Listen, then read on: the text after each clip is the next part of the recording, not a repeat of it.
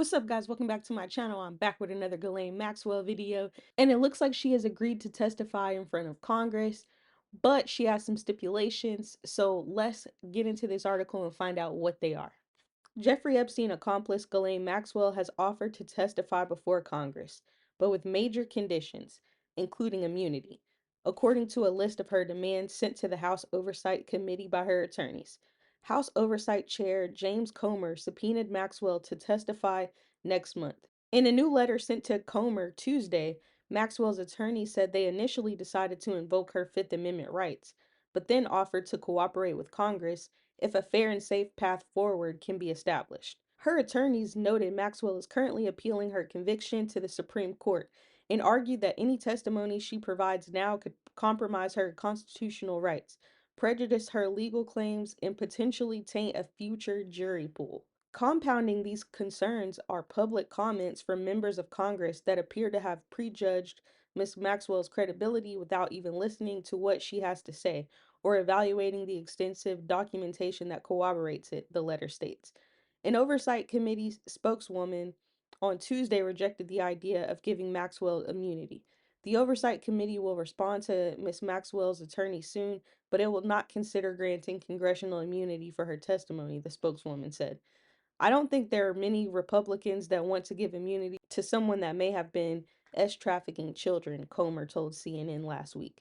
Maxwell's conditions, as laid out by her attorneys, include a grant of formal immunity. The interview can't happen at the correctional facility where she's serving her sentence. To prepare adequately for any congressional deposition and to ensure accuracy and fairness, we would require the committee's questions in advance. Surprise questioning would be both inappropriate and unproductive. The interview would be scheduled only after the resolution of her Supreme Court petition and her forthcoming habeas petition. It's likely the Supreme Court will not act on Maxwell's petition until October, when the justices are scheduled to return from a summer break. Her attorney said if the demands cannot be met, Maxwell will have no choice but to invoke her Fifth Amendment rights. Notably, the letter ended with a final appeal to President Donald Trump for clemency. Of course, in the alternative, if Miss Maxwell were to receive clemency, she would be willing and eager to testify openly and honestly in public before Congress in Washington, D.C. She welcomes the opportunity to share the truth and to dispel the many misconceptions and misstatements that have plagued this case from the beginning, her attorney said.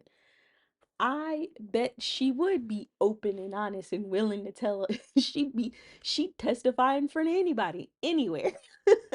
I'm sure she would. I love how they slid that in there at the end. Yeah. If you guys give her clemency, she'll tell it all. I'm sure she will.